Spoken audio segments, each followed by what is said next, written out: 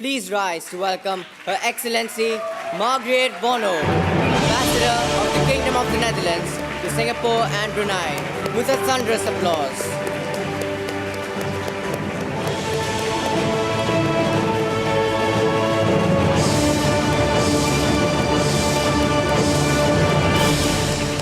A very good afternoon to one and all present here. I am Srinidhi Om Prakash with my co-host Akshay Puri, and we warmly welcome you all to this edition of the GIIS Leadership Lecture Series. The leadership lectures bring to the GIIS stage leaders and experts, pathbreakers and pathmakers from all walks of life to share their stories, their work, and their vision, inspiring the youth to chart their journeys with confidence and determination. Today, we have the privilege to have among us a leader of distinction from the Kingdom of the Netherlands, Her Excellency Margriet VONNO, who took office as Ambassador to Singapore in 2017.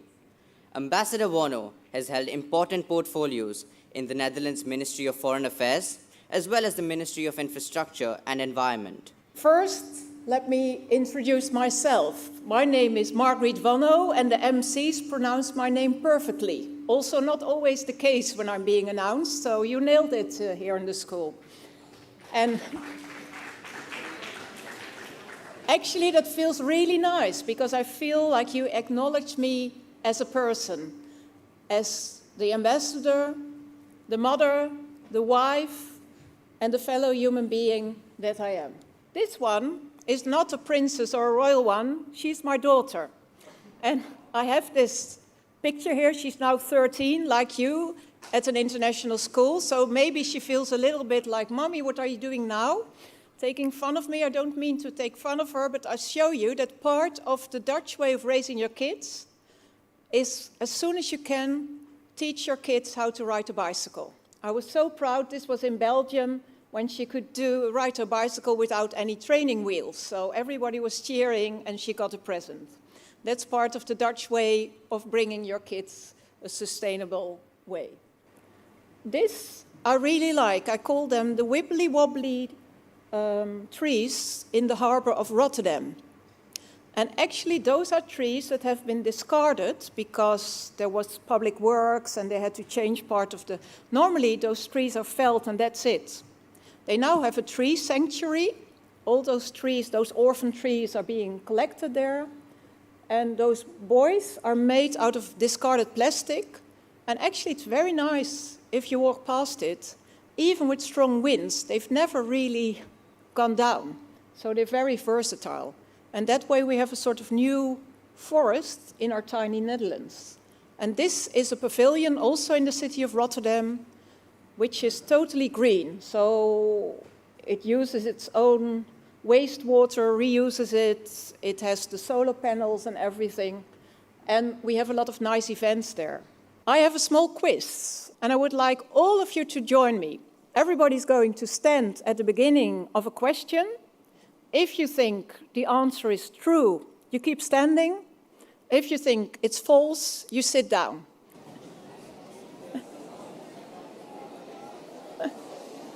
Okay. Rubbish, waste into the ocean from beaches is the leading cause of pollution of streams, rivers and oceans. Keep standing if you think it's true. Sit down if you think it's false.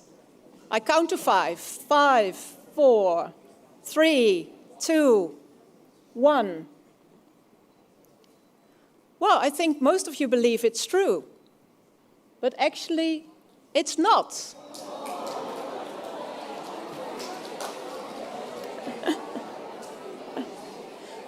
80% of the waste comes from the rivers, and that's then going into the ocean. And actually a lot of it is then put on the beaches and goes back. So the ozone layer impacts life on Earth because it filters out harmful UV radiation from sunlight. I think we all agree that this is true, and it's true to really be aware of. I think this is 100%. We all agree. It's true. Well done. How do children in the Netherlands manage to strike a balance between sports and academics? especially in higher classes? And how does the education system support this? That's a very nice question. And I have to tell you that the students in the Netherlands have a better work-life balance. I lectured about that because you have a little bit less homework and you come home earlier. So my daughter is now saying, I have to work so hard in Singapore. And I think it's true. A little bit in Asia, the pressure is higher, which I think is good for grades. But I do believe that you also have to exercise and have to enjoy, also to grow into a better person, a better leader later. So what we have in the Netherlands is that a lot of people are either at a soccer club, swimming club, water polo, you name it, self-defense courses, and that's normal. But what is different in the Netherlands is that there's more freedom for teenagers because they cycle. So they don't need their parents to bring them. It's quite safe. So that's something that my daughter misses from the Netherlands and which I think now is very special in my country. You've had an extremely successful career in the span of over 2 decades, and you're among the 11 women ambassadors in Singapore. You must feel really proud. So in today's day and age, do you think that female diplomats are in a good place, or is it more challenging for you to take matters into your own hands and resolve issues? Well, that's a nice question, and I see a lot of young talent here, both male and female, which I think is going to follow in my footsteps. I think for now it's an advantage because we have 72 ambassadors in Singapore, 11 of them are female, so we're the smaller group. And if you're an ambassador, you always have to pose for pictures with the minister or otherwise. So I said, well, I'm the female, I should be in the center, in the midst, so I'm always very visible, which is good for my country. Secondly, I always try to send a message through the way I'm dressed. And because in Singapore you don't wear ties a lot, it's much more difficult for my male colleagues to do that nuance where I can do a lot of my messaging in the way I'm dressing or what I want to say, so that's a bonus. And I have to add to you, I'm very proud of what I'm doing here and what I can do for my country, but actually my career has been a normal career with a lot of setbacks, a lot of jobs that I didn't get, but in the end you see the results that have passed. And I think that whatever you do later, if you're going to be an engineer or a diplomat or a chef, you will feel the same. But if you don't know, you think like, oh, that Dutch ambassador, it was so easy with her. No, but I persevered. That's one lesson I want to share with you. Whatever you do, sometimes you have a good grade, sometimes a bad one. There will be always ups and downs. And what I've learned, even after a low, to continue working, to not blame others or be spiteful, and to try again. And in the end, it got me where I am today, and I'm also very grateful of what I can do today with you together. Just a follow-up question. You had mentioned that you had faced a couple of setbacks in your career. Would you say that you have had any regrets in your career? Yeah, that's an interesting question. Actually, I do. If I look at my husband, who quit his job 20 years ago, and my daughter, they gave up a lot for my career. And sometimes I feel like, should I have done that? Because my life has impacted them a lot. So that's something which is still sometimes coming up. But then I love what I'm doing, and they say, well, let's go for it. But sometimes I'm not sure if I've made the right decision. And I'm most proud of the fact what I've done best in my career is giving young people a chance. And in the Netherlands especially, a lot of students, like one came from Bosnia after the war, another lady from Morocco, and then it can be a setback if you're bicultural and the majority is different. And I always saw the person and gave chances, and people fulfilled their expectation and everybody was happy. But my negative is that sometimes I was too stubborn. You can be right, but I've learned that sometimes you don't have to tell in public that the other is wrong to get the result, especially not if the other is your boss. So I've become more diplomatic there, and I'm happy now that I'm in a position to be a role model for others, but still willing and able to listen to people like yourself about your ideas of the future. Thank you so much for enlightening us. Over to Sarah for the next question. You're preoccupied with a lot of legislative duties as an ambassador, and you never fail to devote time to your health and well-being at the same time. So what does a typical day in your life look like, and how do you manage to maintain a work-life balance?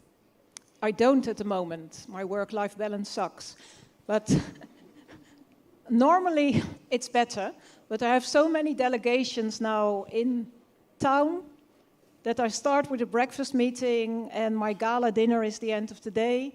And in between, I hope to get some hours of rest. So it's sometimes weeks that you're working on adrenaline. And that what did I do yesterday? I forgot, because it's been so much. But those weeks also are very important to energize communities, to get stuff together. And what I'll do, I'll have just a weekend where I download my ebooks and I swim some laps, and that's it. And I just do nothing. And in a way, it's like Zen recuperating yourself. We have seen that you're very fitness-oriented, and we come from a background where women in India traditionally prefer cooking over being fit. So do you like to cook? No. Actually, my husband is a very good cook. And I could cook a little bit because I think it's a skill that everybody should master.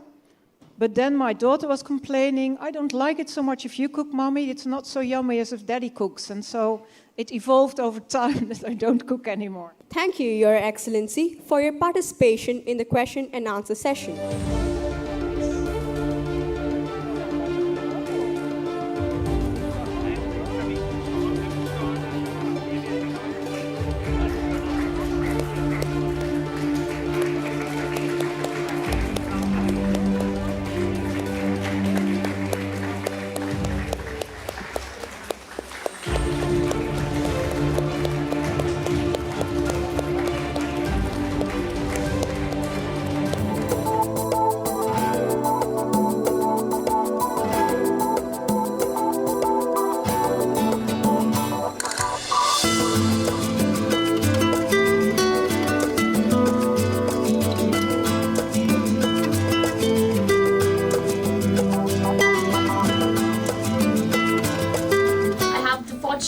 To be in conversation with the ambassador about her passion for a cleaner and greener environment and learn life lessons from her about how to go about this path. Welcome to the show, Your Excellency. We're honored to have you here. Thank you. It's my pleasure to be here.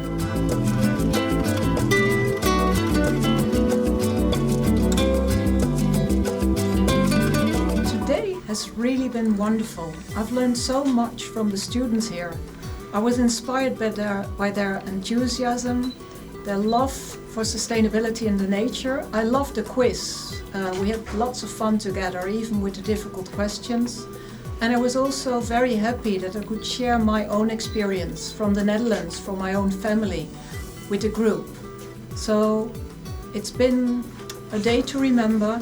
I really appreciate the campus of the Global Indian International School. It's so vibrant. It's very good for education, where people can do innovative education and have fun together, and also the base learning. It's been a privilege to witness this today.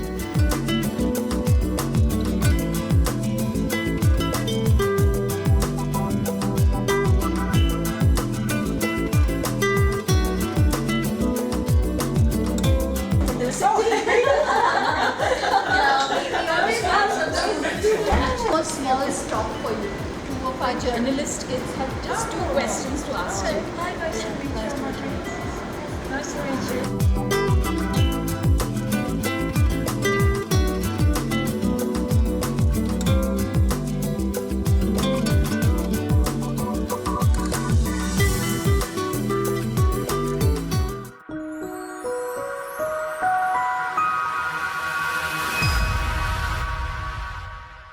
For more videos, like and subscribe on our YouTube channel. Follow us on Facebook and Instagram at the link below.